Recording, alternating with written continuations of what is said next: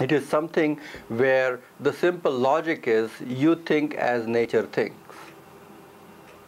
And just to, with our own stretch of imagination, to imagine that what the hell nature is thinking.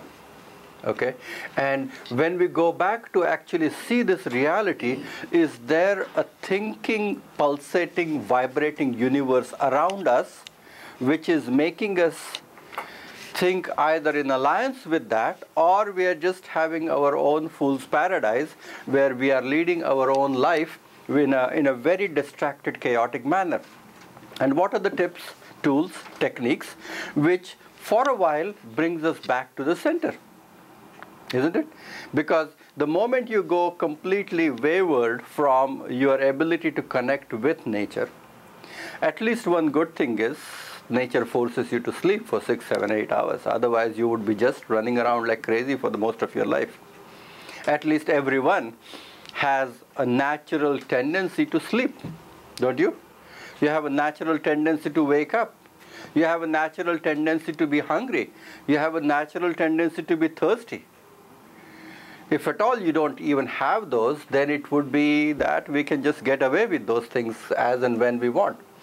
Because then, when we sleep when we want, when we eat when we want, when we probably do anything what we want which is not completely in sync with nature, that is exactly when we, as a true replica of nature itself, is creating an unnatural way of life which is bound to create problems and chaos. So, for time immemorial, the seers have always told you that our pinda is connected with this Brahmanda. Okay? Yatha pinde, tatha Brahmande. As is the microcosm, so is the macrocosm. As is the individual spirit, so is the cosmic spirit. As is the individual breath, so is the cosmic breath. What makes you in complete alignment with the forces of nature? And nature doesn't mean, that is, there is a little bit of a trend where going organic or going green is all nature. Okay, it is doing right thing in accordance with the laws of nature. What the way you think.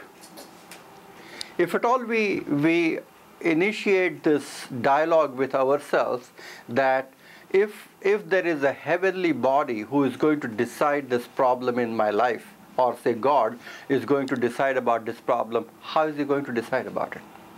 How is he going to make a decision? Not me. Okay?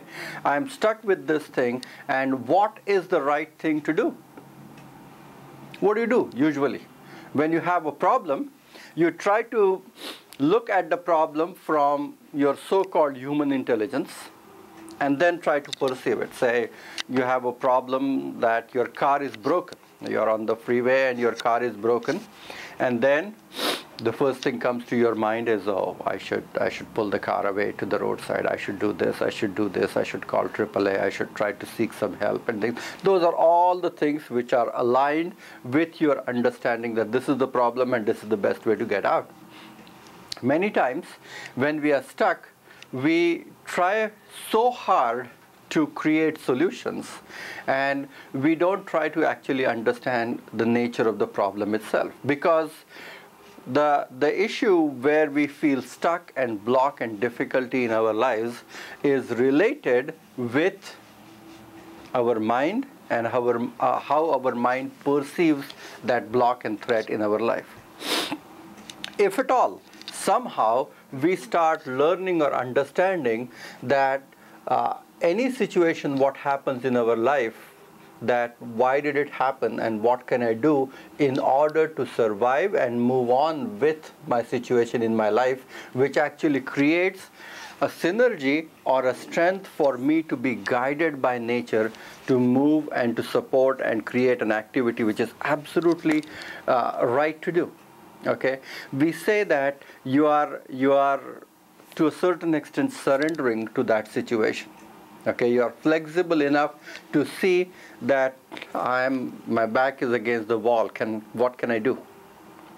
When we look at the current trend in medicine, okay, the current trend in medicine, and how have we actually changed our psyche our mentality, our thinking, our ability to use our senses, that is exactly the root cause how we have created these distorted patterns of vibrations in our body.